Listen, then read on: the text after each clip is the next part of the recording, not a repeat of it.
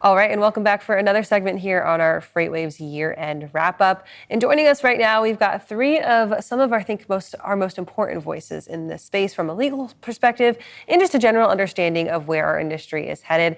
And joining us, we've got Brandon Weissman, who is CEO of Truck Safe. And then, of course, we've got Lauren Began, the maritime professor, and we've got Matt Leffler joining us, the armchair attorney. And guys, in all of your spaces, we've had a lot of very interesting things crop up this year. Of course, lots of us familiar with legislation, very familiar with regulation that's going on, as well as some court cases, some litigation. It's regulation, legislation, litigation is what we're going with here. And we're going to dig a little bit into some of the biggest stories that were impactful for the trucking space and the maritime space, and then transportation as a whole. So Brandon, we're going to start off with you. When it comes to looking at some of the regulation that has come down the pipeline this year, what have been some of those biggest stories that are going to be really impactful on the trucking space going forward? So the big ones that caught my attention from an FMCSA DOT safety perspective, for sure, were potential changes coming down the pike with respect to the way that the FMCSA prioritizes motor carriers for enforcement and the way that it rates their performance from a safety and compliance perspective. Earlier 2023, FMCSA made what I consider a somewhat surprising announcement about potential changes to its CSA scores. These are always an issue for all regulated motor carriers in the country. These scores are not being looked at just by the FMCSA, but also by customers and by commercial auto liability insurers and by the plaintiffs bar. And so they're very impactful to a motor carrier's business. And the FMCSA is planning to make fairly significant changes to the way that it scores motor carriers and the way that it calculates those scores. So it made this announcement back in February of 2023, and then it held some listening sessions and opened it up for comments for several months. And we haven't seen those changes take effect yet, but we anticipate that they will take effect probably somewhere early 2024, mid 2024, something like that. So changing the way that it scores motor carriers is going to be a significant change for one. The other big one we saw kind of along similar lines is the way that it handles safety fitness determinations, which are also known as safety ratings. These are essentially the regulatory lifeblood of regulated motor carriers. This is that three-tier rating system that we're familiar with in the industry of satisfactory, conditional, or unsatisfactory. You get an unsatisfactory rating from the FMCSA and your entire fleet is shut down. So there are major consequences to these ratings. That rating system has been in place largely unchanged for decades at this point. But the FMCSA earlier this year indicated that it is contemplating potential changes to that system.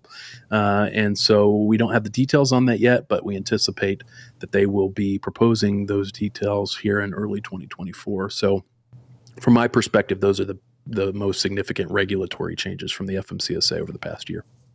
If you're a fleet manager or a fleet owner and you're looking at some of these changes coming down the pipeline, is there one specifically that you should be focused on getting in compliance with first headed into the year, and one that maybe you could wait a little bit before you get on board with?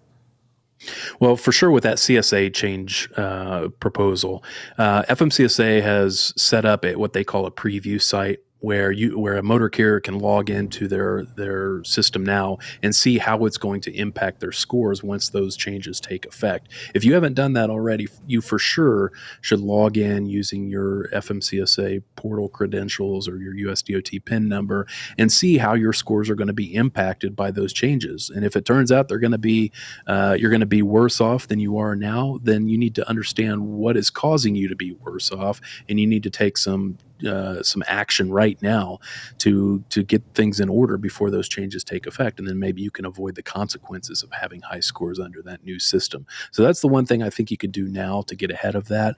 In terms of waiting, some things that we can wait on, the one that comes to mind is the oral fluid testing. This was pretty big news earlier this year where FMCSA, actually the USDOT more broadly, approved the use of oral fluid testing in addition to urinalysis for DOT DOT-mandated drug test. And that was a final rule that was published this year that ostensibly authorized motor carriers to use essentially mouth swabs for DOT drug testing. But the important point there is it hasn't yet taken effect because we are still waiting on the Department of Health and Human Services to approve a couple of labs to be able to process those tests. So we are still in a holding pattern until those labs get approved. So it's going to be a little while before we're able to use that methodology for DOT drug tests. All right, Brandon, thank you for joining us for that update. Here's to hoping for a safer and more controlled 2024. Now, going forward, we're going to move into our litigation part of this one. And we've got Matt Leffler joining us, the armchair attorney. Matt, we're just going to start off pretty hot. What is your number one or your maybe top two most impactful court cases you think that came down this year in 2023? Well, there's two really important cases that every motor carrier and every single broker should be aware of. The first one is the Werner Enterprises case out of Texas. In that instance, the driver made no errors. They were going below the posted speed limit. They had been operating a safe vehicle. Another vehicle lost control, crossed the median, and collided with that truck head on. That ultimately went to trial, and Werner was found liable to the tune of over $100 million. If you were a motor carrier, that kind of liability is going to hang over your head. It's going to affect your insurance premiums, and it's going to be very difficult for any motor carrier to navigate that environment. We have to keep watching it. It's on appeal now to the Texas Supreme Court. It may stand, it may not, but if you are operating in Texas, you better understand what that's all about. The other case I think is really exciting is about F4A preemption. We have a case in the Seventh Circuit Court of Appeals, Yee versus Global Trans, and Global Trans won at the district court level. They won at the appellate court level, and now the plaintiff, who was sued to try to get the broker to be held responsible for what we call negligent retention of a motor carrier, negligent hiring, they're appealing that to the Supreme Court of the United States. Just last year, an almost identical case in Miller v. C.H. Robinson was also appealed to the Supreme Court. In that case, in the Ninth Circuit, that's California, Washington, and Oregon, in that case, the broker was found that they could be held responsible. So the real fight here is about, can a broker be held responsible for the negligence of a motor carrier? And in two different circuits, the Seventh and the Ninth, there is a conflict. This is ripe. This is perfect for the Supreme Court to weigh in and give us some clarity. Is there preemption for motor carriers, for brokers, when motor carriers behave badly? So these are probably the two most interesting cases for me right now. There's other ones around, employee classification from exempt and non-exempt workers for a brokerage out of Ohio. But these two cases, the Werner case and the Global Trans case, that is going to be very important for all of 2024. I'm glad that you mentioned the TQL case, because that was going to be my second question for you. Was that one, of course, caused some headlines because it's a class action lawsuit and you're seeing thousands of workers who are impacted by potentially missing wages and being misclassified. And again, it has some pretty large implications for how it ends up. How impactful do you think that this could be going forward? Do we see a true settlement coming out of this case in 2024? Yeah, that's a fascinating case. That is an absolutely amazing case. In that moment, 4,500 workers were found to have been misclassified. They were supposed to get overtime. They weren't getting overtime. They were misclassified by TQL based on the advice of TIA, according to deposition testimony of Ken Oakes. That's going to cost TQL anywhere from $100 million to $200 million.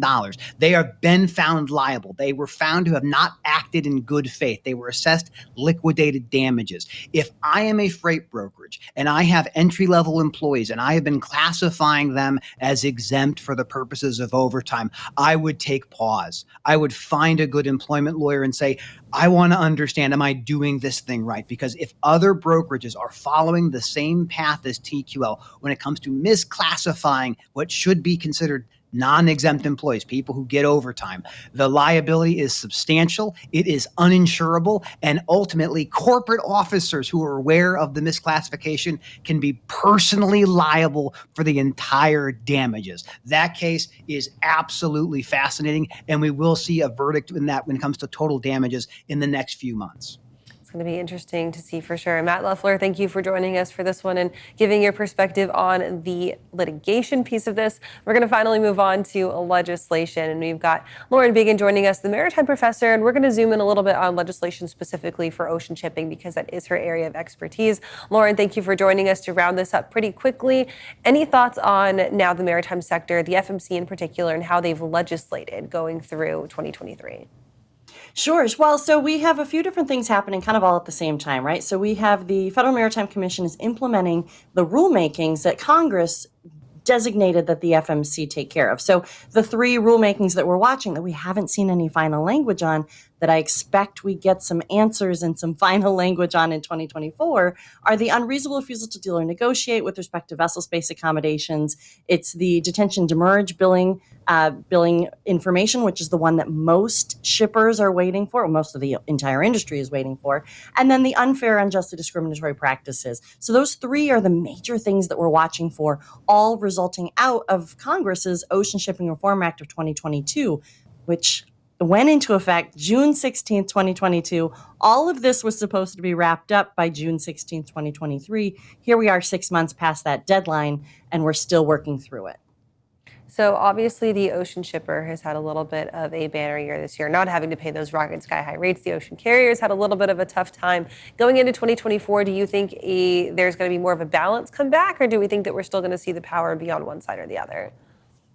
So I've said that the pendulum has been swinging back and forth, and we've seen that happen. Certainly, we saw $20,000 freight rate during the height of COVID congestion. Now we've seen the freight rates drop way out, so that now the benefit is over on the shipper side. I think the pendulum's still swinging, especially with the two major canals being in question right now. We have the Suez Canal, which is a very fluid situation, which just this week really was having some difficulty, and a lot of the major ocean carriers are going to be bypassing it, going 10 to 14 days out of the way, taking more oil to more gas to go around. But we also have the Panama Canal and all the drought issues that are happening there. So when there's problems within the ocean shipping routing, it's going to help raise those rates. And I say help because the carriers, one thing that I've been watching is we saw a carrier go bankrupt in 2016. That was Hanjin. I've been watching to make sure that the operations don't get too hefty over these carriers, because I don't think that we should ever get to a point where we say, look, they're too big to fail. So I'm watching everything here. I think that the pendulum is still swinging back and forth.